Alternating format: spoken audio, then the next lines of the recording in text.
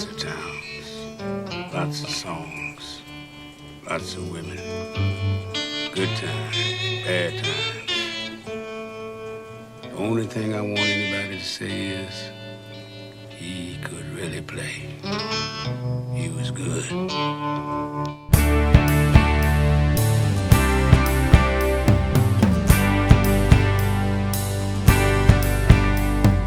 How you doing? My name is Jay Byrne, and this is the Effects Loop. And today we're going to do something a little bit different, but it's still in the guitar realm, so don't worry. We're going to talk about the 1986 Walter Hill directed film Crossroads. Just a heads up though, there will be spoilers in this video because it's kind of impossible to talk about the film without giving away certain things.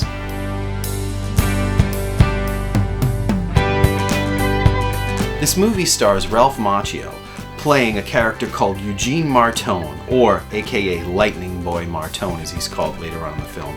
It also has another actor named Joe Seneca who plays Willie Brown, Blind Dog Fulton. The movie also stars Jami Gertz. She plays a character named Frances, and another actor named Robert Judd who plays a character named Legba, they call him in the beginning of the movie, and his name is Scratch. Essentially he's the devil. What the film is about is it's about a 17-year-old Juilliard student who's supposedly like a guitar prodigy. He figures out that Robert Johnson, he was supposedly recorded 30 songs at this recording session, but there was only 29 available. If he can get this 30th song and he can record it, it'll turn him into like a big-time blues guitarist, and it'll be his way of breaking out.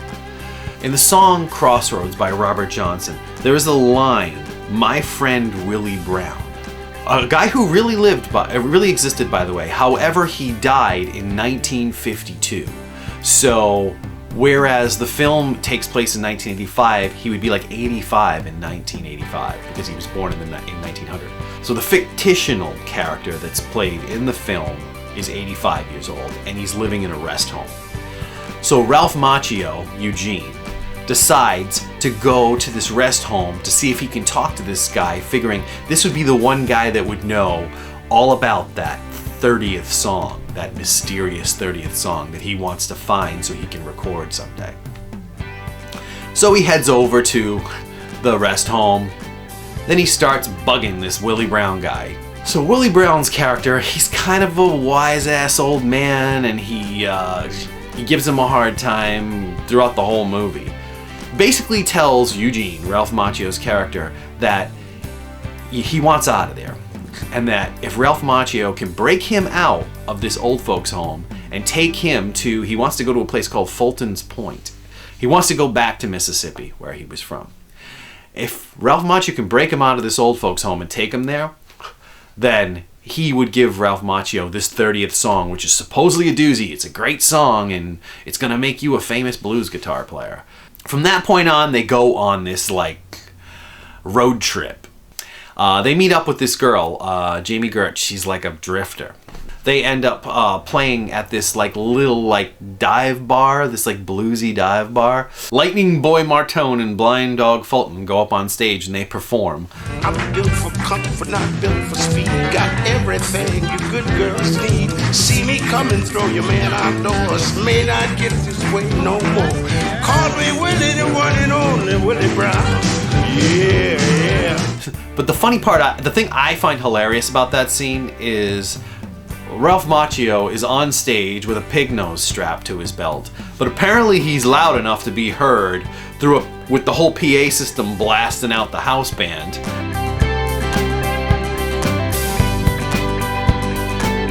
At this point, we're trying to get to the crossroads, because I guess the whole point of the thing is the Willie Brown character sold his soul to the devil to become a blues man, but his life kind of sucked. Like, he didn't have a very good life. However, he got to be a blues man for a while, so he did that.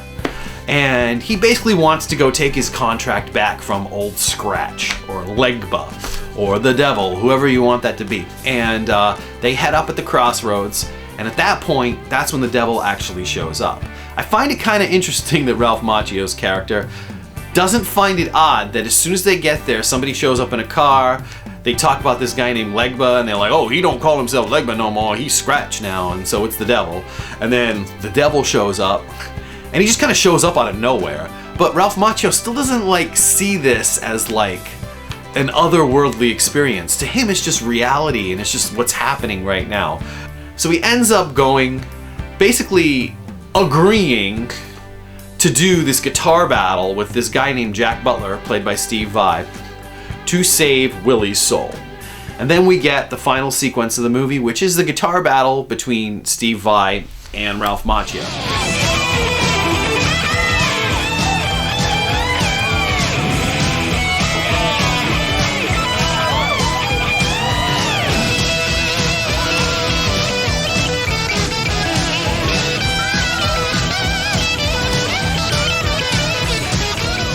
Which, incidentally, is played by pretty much entirely Steve Vai. Some of the slide stuff was played by Ry Cooder. Let's just say Macchio wins, you know, Jack Butler, Steve Vai gets ticked, throws his guitar down, takes off, and you save Willie's soul.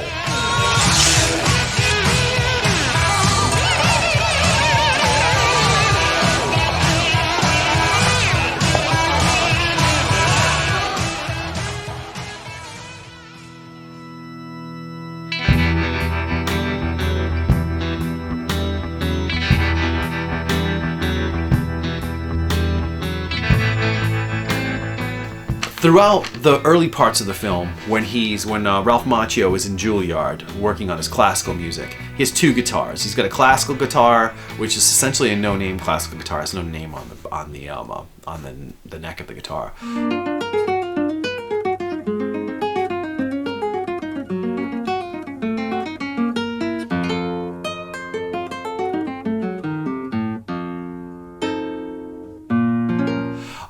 But he also has a beat-up old Martin acoustic. And according to my research, it was a Martin 00015M.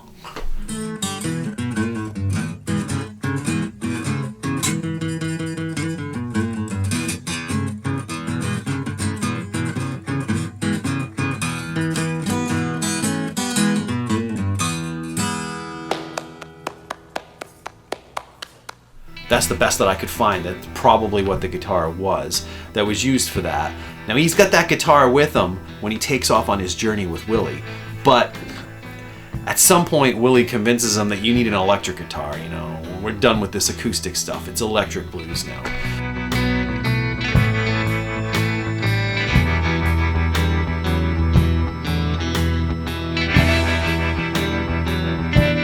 So they go to this pawn shop where he has to buy. Well, they're gonna get Ralph Macchio's character Eugene an electric guitar.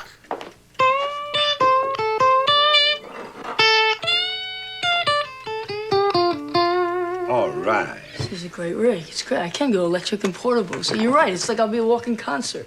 What he gets from this store is a 1970s CBS Fender with block lettering on the headstock.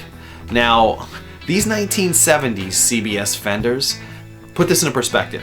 He essentially gets it for around $400. He trades a watch for it. However, they say that the guy at the pawn shop says, I'll give it to you for $400. That and a small pig nose amplifier, a practice amp that he can clip onto his belt, that he can basically just walk around and play.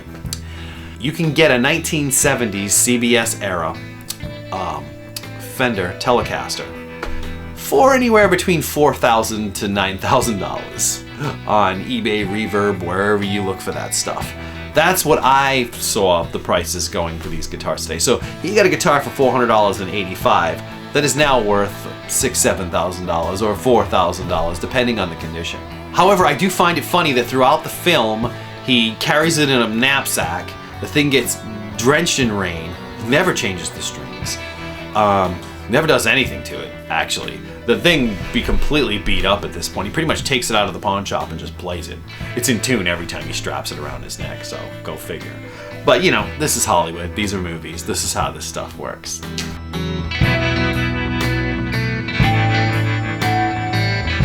Steve Vai's guitar gets a lot of attention in this movie. Everyone, because Steve Vai being Steve Vai and being, you know, the guitar dude that he is, His guitar gets a ton of attention in this film, and there's always a lot of talk about it. There was this long, I think it was a Guitar World article that the guy who wrote the article, the interview guy, it took years to track down the actual screen-used guitar, and he ended up finding it at a Hard Rock Cafe. Like, it was floating around all over the place. And so let's look at this guitar in a little more detail for you guitar nerds out there, because I've got all the specs for the Steve Vai guitar. So here we go. What we've got here is a 1985 Jackson, Charvel Jackson to be exact. The color is candy red sparkle. It's got a swamp ash body, a quarter sawn maple neck with gunstock oil finish, a 12-inch radius maple fretboard. It's a slim C neck profile with Goto SG36 tuners. It's got 22 jumbo frets. It weighs about 7.5 pounds. It's got a Floyd Rose tremolo. This is the guitar that Steve Vai plays at the end of the movie Crossroads.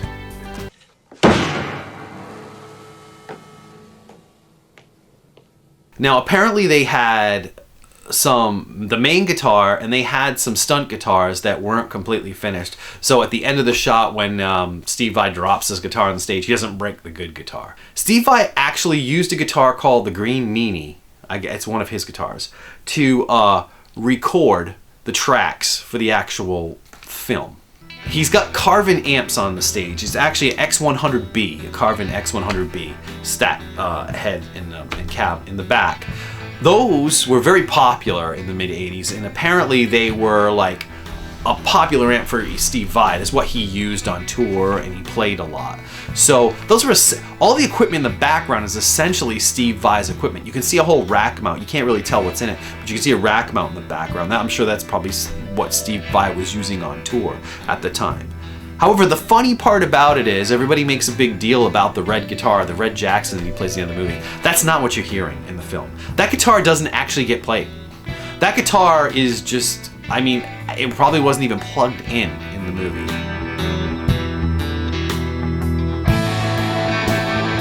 People wonder about RALPH MACCHIO. Did RALPH MACCHIO actually play guitar in the film? And yes, the answer to that question is yes. He did play some of the simpler stuff.